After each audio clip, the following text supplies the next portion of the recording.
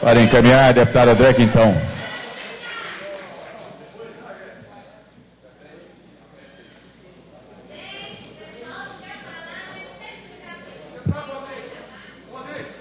Presidente, senhores deputados, senhoras deputadas, servidores, entidades sindicais aqui presentes, telespectadores da TV Assembleia.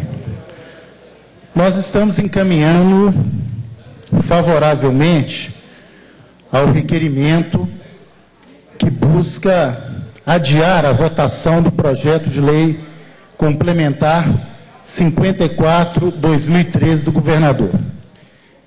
E eu vou tentar aqui apresentar alguns argumentos que fundamentam esse adiamento.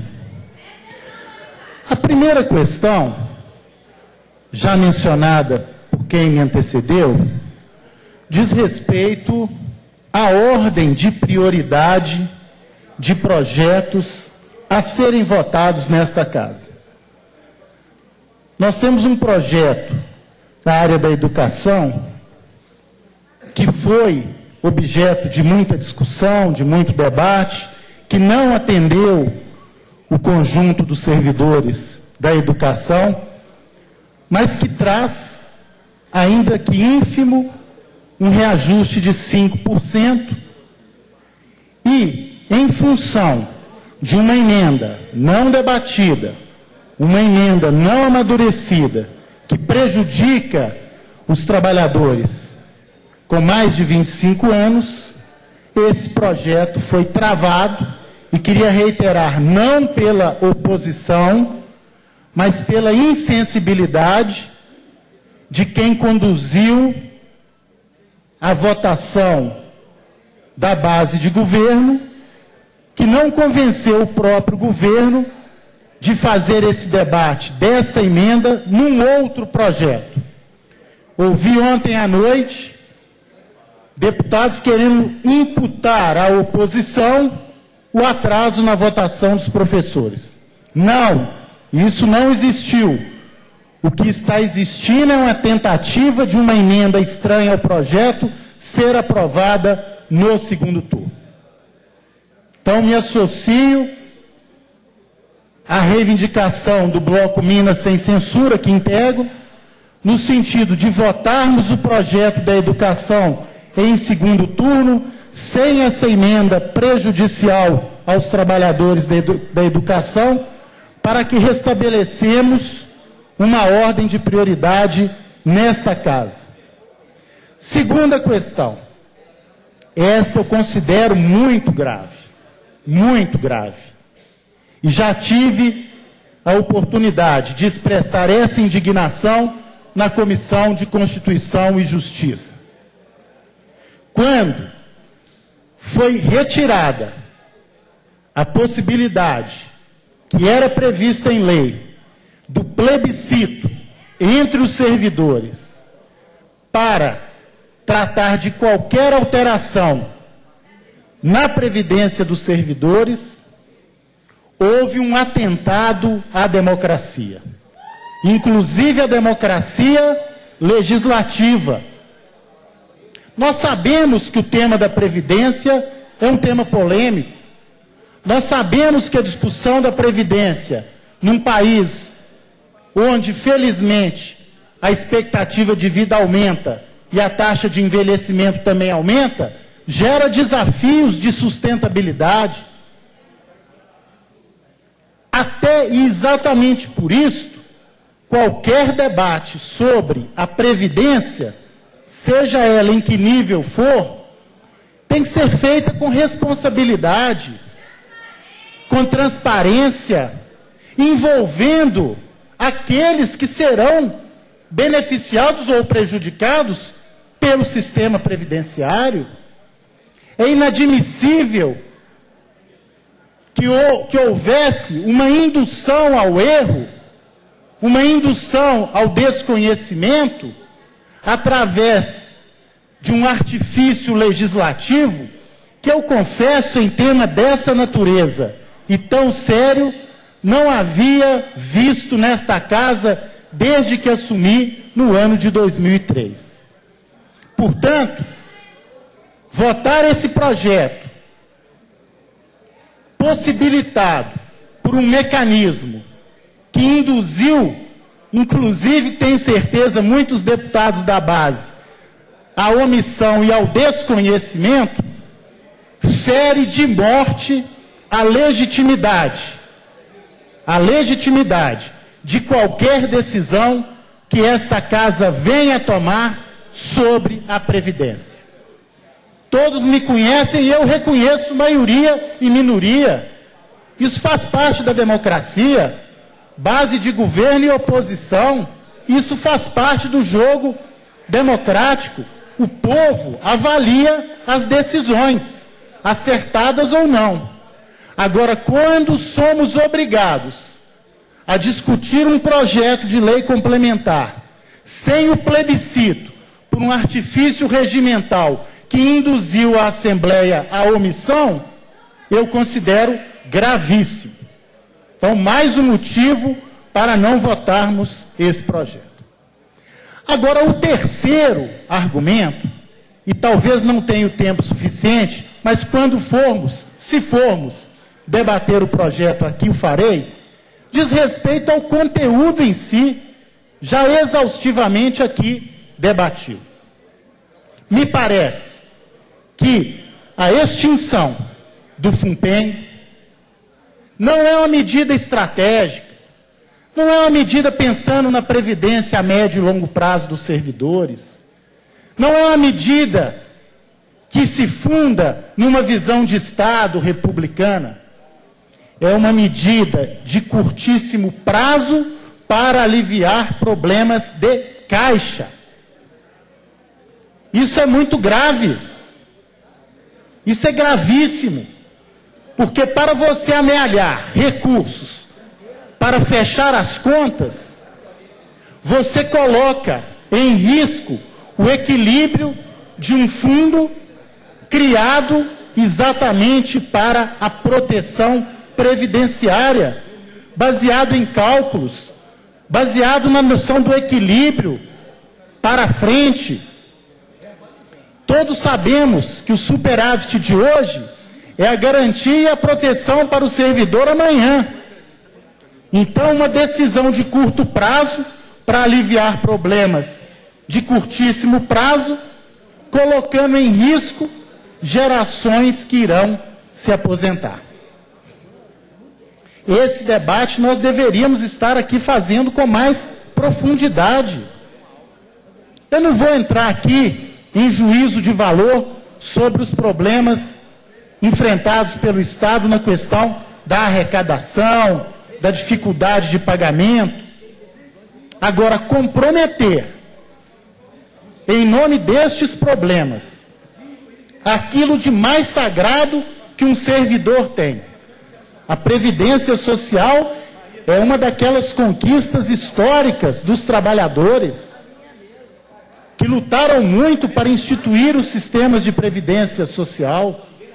Integra o tripé da Seguridade Social: previdência, assistência e saúde.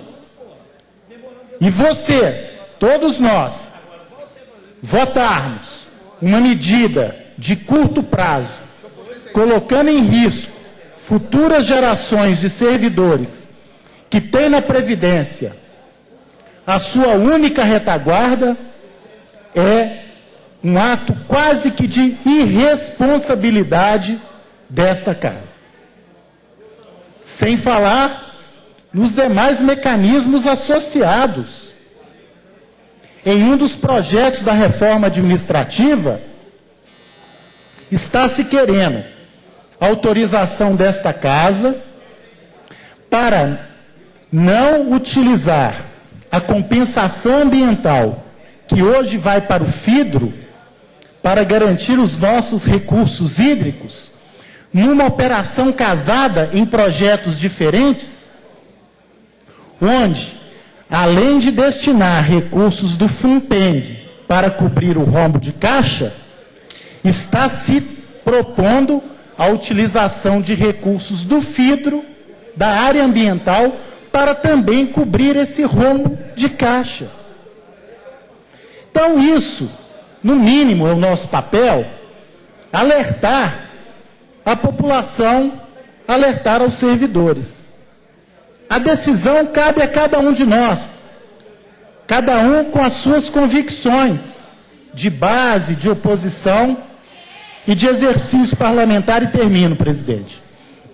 Agora, o mínimo que nós temos que fazer, e agora estamos fazendo, é dizer que esse projeto de lei complementar prejudicará a previdência social dos servidores para atender uma necessidade de curto prazo. Muito obrigado.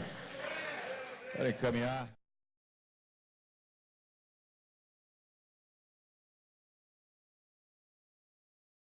Para encaminhar, deputado André Quintão.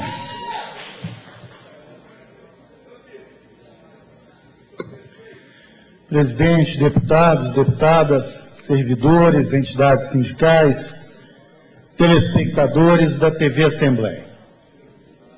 Agora nós estamos numa votação de preferência do substitutivo, uma vez que nossa proposta de adiar a votação do PL que extingue o FUPENG não vingou, não foi aprovado aqui nesta casa. Acho que foi um equívoco.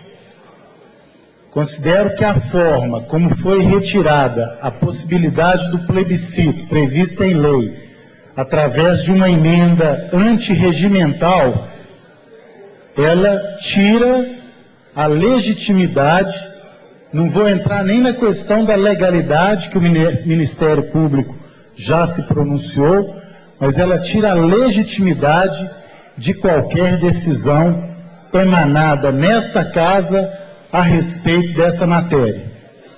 Por isso, estamos encaminhando o substitutivo, que busca restaurar essa legitimidade, a legitimidade originária da participação popular, neste caso, da participação dos destinatários da Previdência do Estado de Minas Gerais, que são os seus servidores. Ninguém melhor do que os servidores. Parte do recurso que mantém o FUNPENG vem dos servidores. É importante que os servidores definam os destinos de utilização dos recursos que são descontados da sua força de trabalho. O servidor contribui para a constituição desse fundo. Por que, então, na hora de definir o que fazer com os recursos deste fundo, o servidor não ser considerado?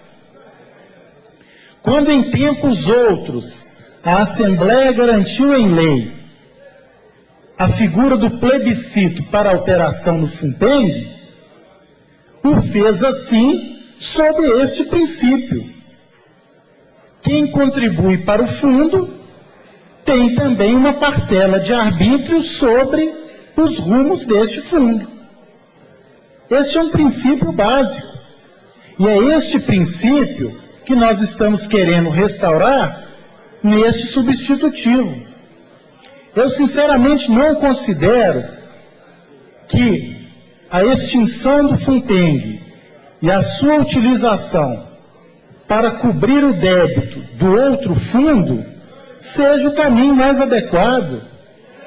Isso vai quebrar o equilíbrio, vai quebrar essa harmonia de contribuição para os futuros servidores que se aposentarem com o FUNPENG de hoje. Então, para que os telespectadores que acompanham a TV entendam, a partir de 2002, você tem um conjunto de contribuições do servidor e do governo que garantem o FUNPENG superavitário, com recurso em caixa para garantir as futuras aposentadorias. As anteriores a 2002, que são garantidas pelo Tesouro, o governo tem que aportar o recurso. Como o governo hoje tem dificuldade financeira, e não vou aqui entrar por que está em dificuldade financeira, vou evitar essa discussão política, até para não resvalar para a discussão política eleitoral, mas se tem um problema hoje de recursos, de fechar os seus pagamentos, utilizar, se apropriar de um recurso, de um fundo que vai garantir o futuro previdenciário de servidores pós-2002 que estão pagando do seu bolso parte desse fundo, de fato é uma medida absolutamente equivocada. Aí vocês poderiam dizer, mas deputado, então de onde tirar os recursos para fechar as contas do governo? Eu vou citar uma fonte que nós vamos discutir em outro projeto, a chamada renúncia fiscal para setores privilegiados. Então vejam bem, você tem problema de caixa e vai pegar o recurso do Fundo de Previdência dos Servidores para resolver o problema de caixa. Então, com uma mão, você tira. Agora, com a outra mão generosa, ao arrepio da lei, do CONFAS, do acompanhamento da população, você faz a farra da renúncia fiscal. Renúncia fiscal sem a devida fundamentação, sem um processo mais transparente. Considero até que em alguns momentos a renúncia fiscal, a redução de impostos, é importante para alavancar determinados segmentos, desde que isto aponte benefícios na ponta para o consumo, principalmente de bens que são adquiridos pelas camadas populares. Então, quando você faz a diminuição de impostos, por exemplo, para a linha branca, fogão, geladeira, por exemplo, máquina de lavar, você favorece as camadas populares. Mas o que se vê em Minas não é exatamente isso. Você faz renúncia fiscal de acordo com a maior ou menor proximidade de segmentos importantes no relacionamento com o governo. Vou abrir esse debate, também não estou emitindo juízo aqui de valor, porque faz ou não faz. Mas eu gostaria de saber, porque para alguns segmentos faz, para outros não faz. Essa seria uma fonte importante de receita, sem precisar se apropriar do FUNPENG e até do FIDRO. O FIDRO, que recebe recursos de compensação ambiental para proteção das nossas nascentes. Existe um projeto que está tramitando da reforma administrativa que permite que o recurso, e aqui tem deputados que têm uma atuação grande em relação às bacias hidrográficas, esse recurso que financia projetos do FIDRO poderá ser utilizado para o rombo previdenciário pré-2002. Então, será que é justo? Será que é justo, então, continuar com essa política? Eu pergunto às lideranças de governo. É justo continuar com a política de renúncia fiscal indiscriminada num momento em que se tem uma dificuldade de ter recursos para o cumprimento daquelas obrigações que o Estado tem? Eu acho que é esse debate que nós temos que fazer, inclusive com os servidores. E esse debate com os servidores está sendo impossibilitado. Impossibilitado porque a figura do plebiscito foi extinta de maneira indevida nesta casa e porque, neste momento, nós temos uma linha de aprovação quase que sem debate, amadurecido com os servidores da proposta de plebiscito que queremos restaurar no substitutivo. Então, aqui não se trata de emitir juízo, repito, de valor sobre ninguém, sobre o governo, muito menos sobre deputados e deputadas. Agora, poderíamos fazer um debate de identificação de fonte de recurso para cobrir esses 600 milhões mensais do FUNPIP. Quem sabe diminuindo ou, quem sabe, restringindo a política de renúncia fiscal. Eu quero fazer esse debate sobre renúncia fiscal.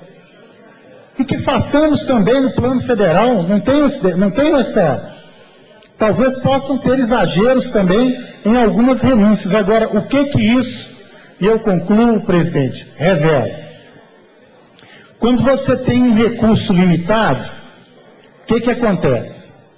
Setores mais poderosos, setores que têm uma capacidade de mobilização maior, setores que são próximos das esferas decisórias do Executivo, têm um nível de proteção maior do que outros segmentos. Então, quando vai cortar, corta onde? Corta na área social, corta em cima do servidor e corta em cima da Previdência Social. Por isso eu peço o voto ao requerimento que está possibilitando votarmos o substitutivo e com ele a possibilidade do plebiscito. Muito obrigado.